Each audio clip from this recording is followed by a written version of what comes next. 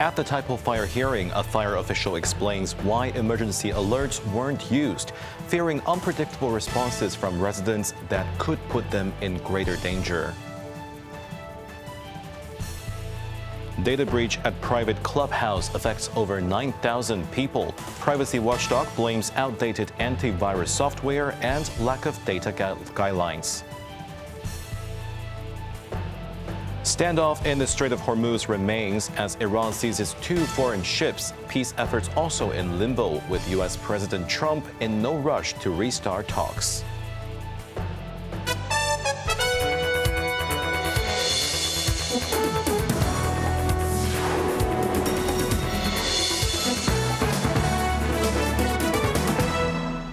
Good evening, you're watching Cable News. I'm Jeremy Zhu. The 18th public inquiry into the Tai Po fire focused on the role of the city's fire service. A senior official defended the decision not to issue emergency alerts, citing concerns that unpredictable responses could put residents in greater danger. Evelyn Bai reports. During exchanges between Independent Committee Lead Counsel Victor Dawes and Deputy Director of Fire Services for Operations Derek Armstrong Chan, Dawes questioned Chan's decision not to use the emergency alert system to send instant mobile notifications to Wangford Court residents about the fire.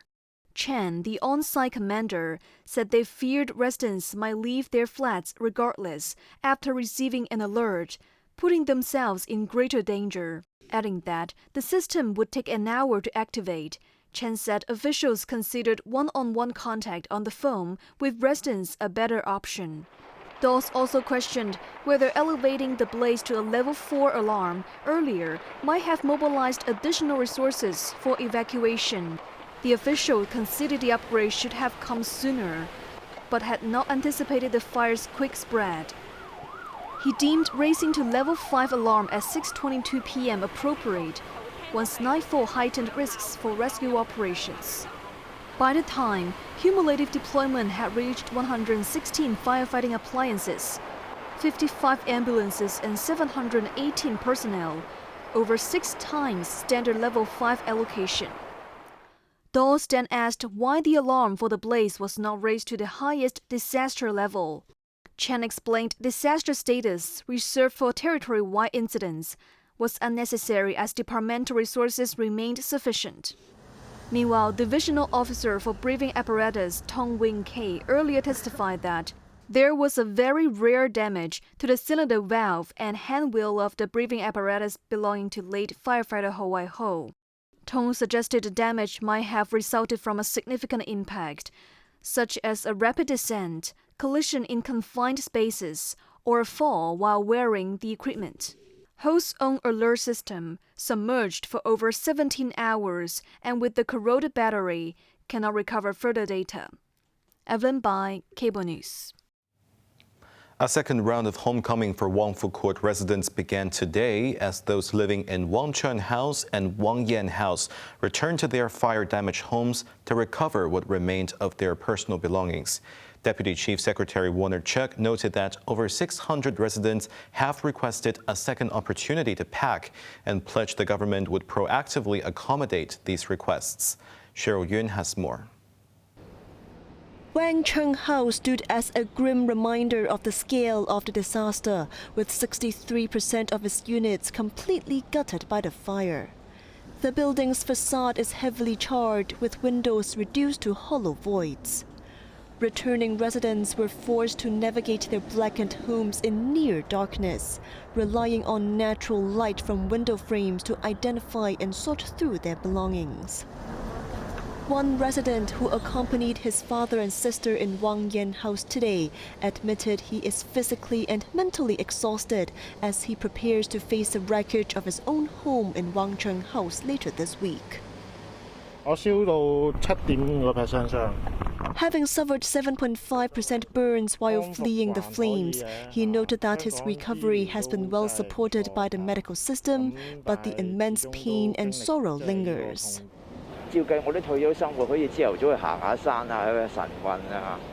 Others spoke of a stolen peace. One elderly resident admitted that the fire has upended his twilight years. I should be enjoying my retired life, he said, but now I am just devastated.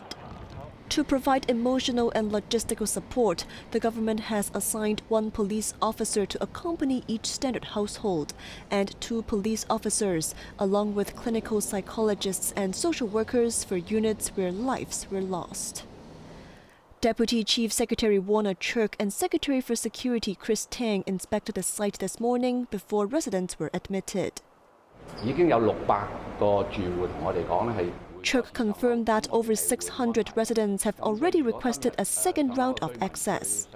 Even if residents did not apply beforehand, they can still make arrangements through their assigned social workers, Chirk stated. While schedules for such trips have yet to be confirmed, he pledged that arrangements are underway and the government would proactively accommodate all requests and offer flexibility. Cheryl Yun, Cable News. The privacy watchdog has found a Kowloon Tong clubhouse in breach of privacy laws after a membership data leak affecting over 9,000 people. Investigators said the private club used outdated antivirus software and kept members' information longer than needed. Jamie Liu reports. The data breach happened in October last year and involved the Yau Yat Chun Garden City Club. The club said its files stored on a server and linked to its management system were encrypted by ransomware. The data of 9,045 former and current members were leaked, including addresses and identity card or passport numbers. The club reported the incident to the Office of the Privacy Commissioner for Personal Data. The PCPD found that the club was using outdated antivirus and remote access software, leaving the system vulnerable. The vulnerabilities was exploited by the threat actors to facilitate the ransomware attack. The investigations also revealed that neither the club nor the service provider has established mechanism for applying security patches or updates to the software. The watchdog also said that without clear guidelines, some information was kept too long, with former members' data retained for more than 7 years. The PCPD ruled that the club had violated the Personal Data Privacy Ordinance and demanded immediate remedies. Jamie Liu, Cable News. The Immigration Department has cracked down on illegal food delivery workers, arresting 12 people across the city. Officers carried out searches in multiple districts, detaining 8 non-ethnic Chinese men aged between 22 and 51. They were found working as delivery couriers while holding recognizance forms, which permit temporary stays but prohibit employment. Meanwhile, 3 men and 1 woman, all local residents, were also arrested for allegedly renting out their delivery accounts to illegal workers. They reportedly charged around $3,000 per month, while the illegal workers earned about $500 a day. Investigators say some legitimate account holders would take orders themselves before passing them on to illegal workers, who are paid between $15 and $20 per delivery. U.S. President Donald Trump said Washington has no time frame for ending the war in Iran and is in no rush for new peace talks.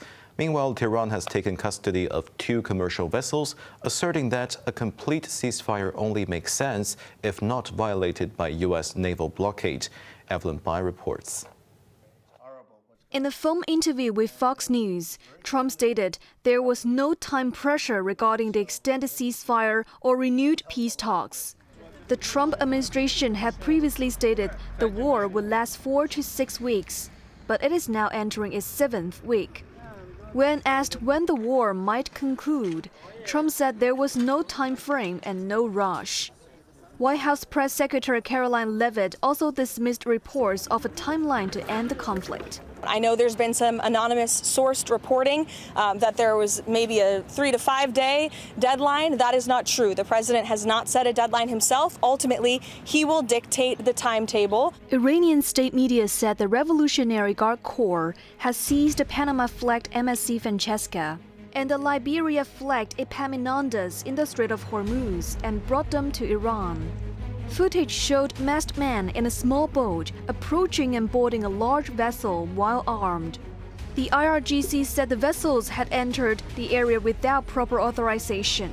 However, Levis said Washington does not regard the seizure as a breach of the ceasefire, saying these were not U.S. ships, these were not Israeli ships.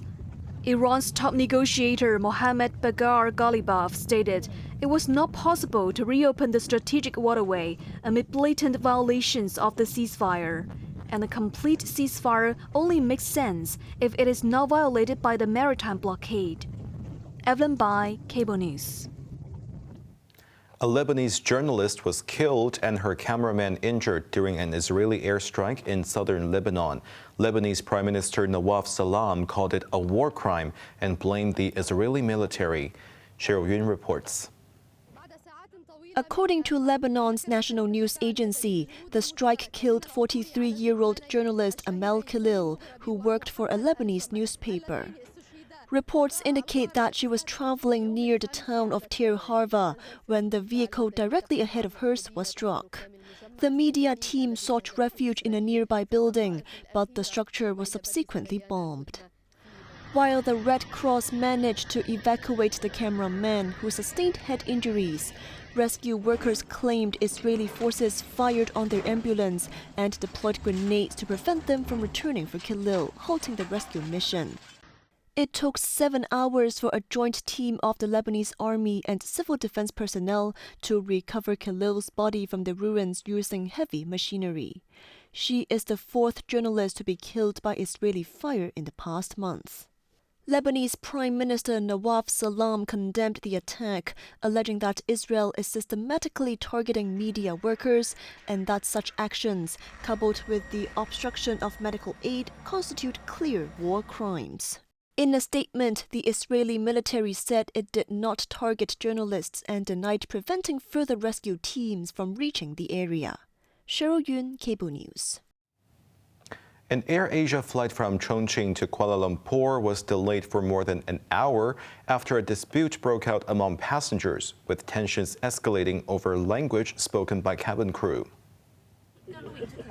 The incident unfolded on flight D7809. Witnesses said a female passenger made repeated loud phone calls after her companion failed to board. A Malaysian passenger seated nearby asked her to lower her voice, sparking a heated argument. The situation escalated when the Malaysian passenger began filming.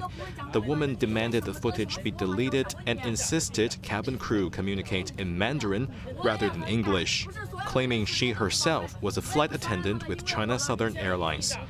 AirAsia staff attempted to mediate, but unable to resolve the conflict, called police.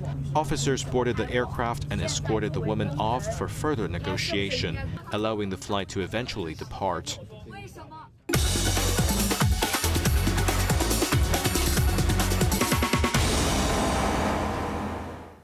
Hong Kong's unemployment rate stood at 3.7% between January and March, marking its 2nd consecutive decline.